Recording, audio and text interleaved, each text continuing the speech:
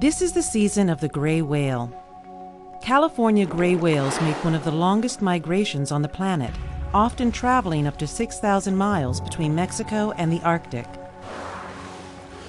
The first wave is made up of adults, more than 30 tons of seagoing force. Killer whales have been known to attack these leviathans, but they do so very rarely. It's the next wave they're waiting for. Coming up the coast of Mexico are the mothers and their newborn calves. The grays, ever wary of their only predator, tend to hug the coastline. But there is one stretch in their epic migration where the gray whales cannot hide, the broad expanse of Monterey-Bay. To get across, the grays must pass above an underwater chasm the size of the Grand Canyon. Now they are swimming across open water, a mile deep. The killer whales can hear every sound they make. It's a dangerous passage for mother and calf. Marine biologist Nancy Black has seen what can happen. A few years ago, when we found killer whales closing in on a gray whale female and calf, I was really excited because it was one of the few times I've had an opportunity to see killer whales hunting together as a team. It's very rare because Monterey is one of the few places in the world where you have an opportunity to see something like this. As the attack began, Nancy recognized the members of a transient pod.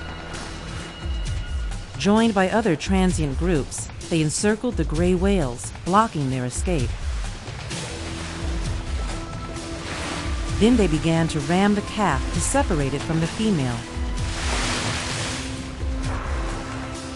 The calf struggled to climb on its mother's back, desperate to get out of the water. But it couldn't stay on for long. To help her calf, the mother turned belly up.